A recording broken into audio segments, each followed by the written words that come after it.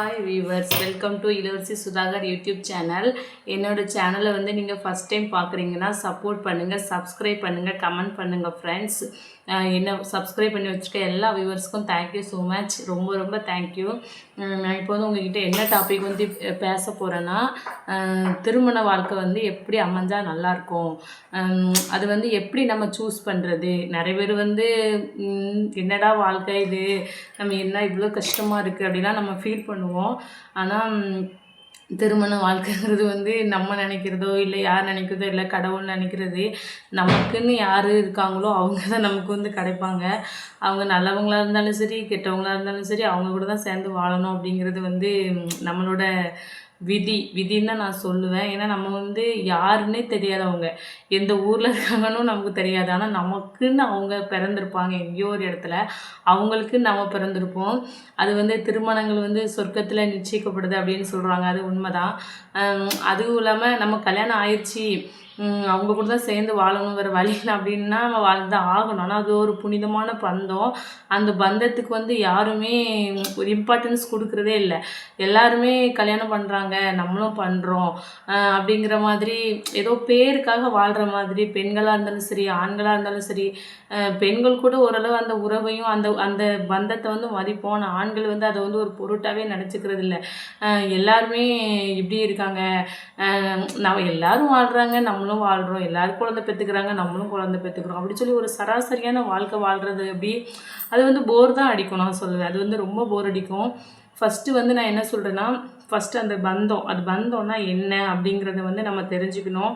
அதுக்கப்புறம் அதை தெரிஞ்சுக்கிட்டு அதில் என்னென்ன ரூல்ஸ் இருக்குது, திருமண பந்தம்னா என்ன, அதுக்கு என்ன அர்த்தம் எல்லாம் தெரிஞ்சுக்கிட்டு அதை புரிஞ்சுக்கிட்டு வாழணும் அப்படின்னு சொல்கிறேன். அதனால் நம்ம என்ன மேரேஜ் பண்ணிக்கிட்டால் நம்ம லைஃப் நல்லா இன்ட்ரெஸ்டிங்காக இருக்கும் அப்படின்னு சொல்ல போகிறேன்.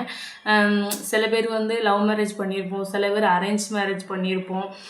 முக்கால்வாசி பேர் அரேஞ்ச் மேரேஜ் தான் பண்ணியிருப்போம். ஏன்னா லவ் மேரேஜ்னாலே பேரண்ட்ஸ் ரொம்ப பயப்படுவாங்க. அதுக்கு ரீசன் இருக்குது. ஏன்னா மனசளவில் காதலிக்கிறவங்களும் இருக்காங்க, அவங்களுக்கோ முக்கியத்துவத்துக்கு காதலிக்கிறவங்களும் இருக்காங்க. அதனால் நம்மளை விட்டுட்டு போயிடுவாங்க அப்படின்னு பயத்திலே நம்மளை சின்ன வயசுலேருந்து வளர்க்குற போதே இது சரி வராது, நீ லவ் பண்ணக்கூடாது, யாரையும் பார்க்கக்கூடாது, இப்படியே நம்மளை சொல்லி சொல்லி சொல்லி சொல்லி ஒருத்தன் கையில் பிடிச்சி கொடுக்குற வரைக்கும் நீ கவனமாக இருக்கணும் அப்படி சொல்லி சொல்லி நம்ம சில பெண்கள்லாம் லவ்னாலே பயப்படுவோம். வீட்டுக்கு போய் தானே ஆகணும் அப்படிங்கிறதுனால லவ் பண்ணால் நம்ம வீட்டில் அடி விழுந்துருவோம் அப்படின்னு சொல்லிட்டு ரொம்ப பயமாக இருக்கும். அதனாலே நம்ம இந்த லவ் மேரேஜ் அந்த மாதிரிலாம் போகாமல் நல்ல பிள்ளையாக வளரணும் அப்படின்னு நம்ம நினைக்கிறோம். ஆனால் நம்ம விதியை மிஞ்சினது யாராலையும் வெல்ல முடியாத விதியை. நான் என்ன தான் பார்த்து பார்த்து ஜாதகம் பார்த்து எல்லாம் பார்த்து கல்யாணம் பண்ணாலும் நம்ம தலையில் என்ன எழுதியிருக்கோ அதுதான் நம்ம வாழ்க்கையில் நடக்குங்கிறது பேரண்ட்ஸ்க்கோ இல்லை நமக்கோ யாருக்குமே தெரியாது, கடவுள் ஒருத்தரை தவிர. அதனால் இப்போ நான் உங்ககிட்ட என்ன இதை பற்றி ஷேர் பண்ண போகிறேன்னா, நம்ம லவ் மேரேஜ் பண்ணிக்கிறது பெஸ்ட்டா இல்லை அரேஞ்ச் மேரேஜ் பண்ணிக்கிறது பெஸ்ட்டா அப்படின்னு சொல்லிட்டு உங்ககிட்டலாம் ஷேர் பண்ண போகிறேன். என்னை பொறுத்த வரைக்கும் லவ் மேரேஜ் தான் பெஸ்ட்டு நான் சொல்லுவேன். ஆனால் அதை நீங்களாம் ஒத்துக்க மாட்டீங்க. அதாவது வயசானவங்க முன்னாடிலாம் ரொம்ப பயப்படுவாங்க எல்லாரும், நம்ம இந்த மேரேஜ் பண்ணால் ரொம்ப கஷ்டமோ அப்படிலாம் நினச்சி பயப்படுவாங்க. ஆனால் இப்போ லவ் மேரேஜ் பண்ணுறது ஒரு ட்ரெண்டிங் ஆயிடுச்சு. அது நான் என்ன சொல்கிறேன்னா, லவ் பண்ணுறது தப்பு கிடையாது. ஆனால் நம்ம லவ் பண்ணுறதுக்கு அவங்க யார் எவர் என்ன அப்படின்னு சொல்லிட்டு நம்ம தெரிஞ்சு லவ் பண்ண போகிறதில்ல. ஆனால் அதில் எப்படி சொல்கிறேன்னா, அவங்க நம்ம பாசத்தை நம்மளை பற்றி நல்லா புரிஞ்சுப்பாங்க. அதை தான் நான் லவ் மேரேஜ் பெஸ்ட்டுன்னு சொல்கிறேன்.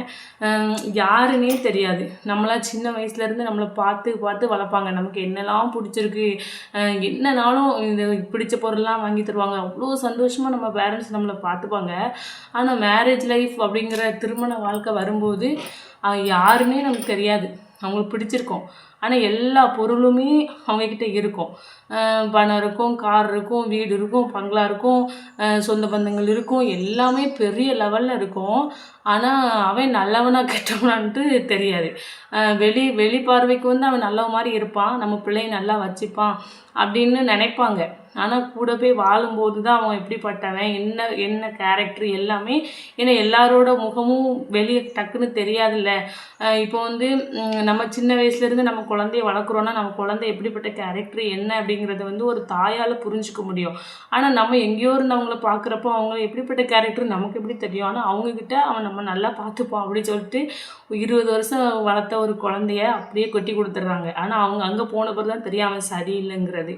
அதனால நான் இப்போ என்ன அவங்கக்கிட்ட சொல்கிறேன்னா, ஃபஸ்ட்டு வந்து நம்ம லவ் மேரேஜ் பண்ணுறவங்கள வந்து அவன் சரி வர மாட்டான், அவங்களுக்கு கிடைக்குமா, அது வந்து சரி வராது அப்படிங்கிறது வந்து பேரண்ட்ஸ் வந்து பயப்படாதீங்க. லவ்லேயுமே ரெண்டு டைப் இருக்குது. நம்ம வந்து மனசை மட்டும் புரிஞ்சுக்கிட்டு நம்மளை மட்டும் நேசிக்கிறவங்களும் நிறைய பேர் இருப்பாங்க. அந்த மாதிரி ஒரு லைஃப்பை நம்ம சூஸ் பண்ணாலும் நம்ம லைஃப் நல்லா தான் இருக்கும். அதே நேரத்தில் வந்து சில பேர் வந்து லவ் மேரேஜ்லேயும் விட்டுட்டு வர்றவங்களும் இருக்காங்க. அதை நான் ரெண்டுமே, அதாவது லவ் மேரேஜையும் குறை சொல்லலை, அரேஞ்ச் மேரேஜையும் குறை சொல்லலை. ஒருத்தர் வந்து நம்ம புரிஞ்சுக்கிட்டா மட்டும்தான் அந்த வாழ்க்கை காலமுறை நீடிக்கும். இதே இது நீங்கள் அரேஞ்ச் மேரேஜ் எடுத்துக்கோங்களேன். அரேஞ்ச் மேரேஜ் வந்து பேரண்ட்ஸ் சொல்கிறாங்க நிறைய நகை கிடைக்கிது, நிறைய பணம் கிடைக்கிது, ஒரு அழகான பொண்ணு கிடைக்கும் அப்படின்னு சொல்லிட்டு நம்மளை அந்த நேரத்தில் ஒரு ஆசைக்காக நம்மளை கல்யாணம் பண்ணிடுவாங்க. அதுக்கப்புறம் கொஞ்ச நாள் போக போக ஒரு 2 குழந்தை பெற்ற பிறகு அவங்களுக்கு வந்து ஆரம்பத்துலேயும் நம்மளை வந்து பிடிக்காம தான் இருந்திருக்கும்.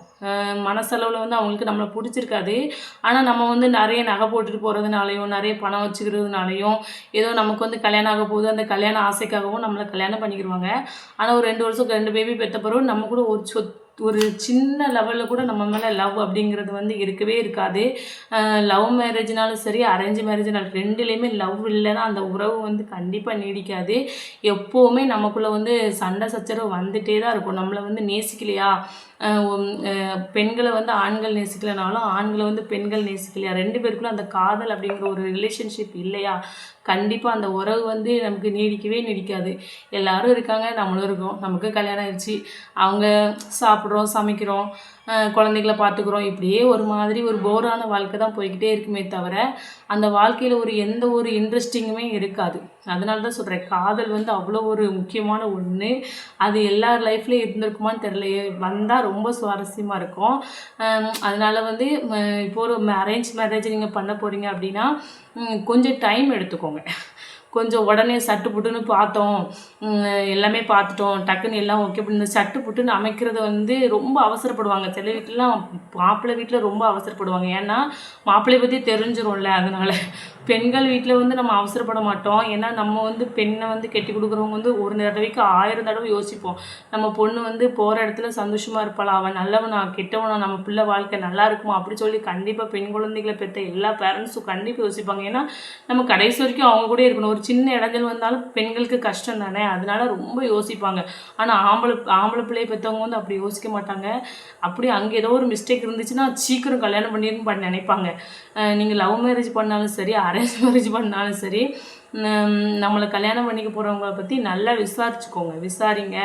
அவங்க வந்து எப்படிப்பட்டவங்க, அவங்க குடும்பம் என்னது, அவங்க என்ன ஒர்க் பண்ணுறாங்க, எல்லாமே நல்லா விசாரிச்சுட்டு கொஞ்ச நாள் அவங்க கூட பேசி பழகுங்க. அப்படின்னா தான் அவங்க வந்து சொந்தக்காரங்கனாலும் சரி எல்லார்ட்டையுமே பேசி பழகுங்க. அப்படின்னா தான் நீங்கள் இன்னொருத்தவங்களோட ரிலேஷன்ஷிப் வைக்க போகிறீங்க, சம்மந்தம் பண்ண போகிறீங்க அப்படின்னா அந்த ஃபேமிலியை பற்றி நல்லா தெரிஞ்சுக்கோங்க.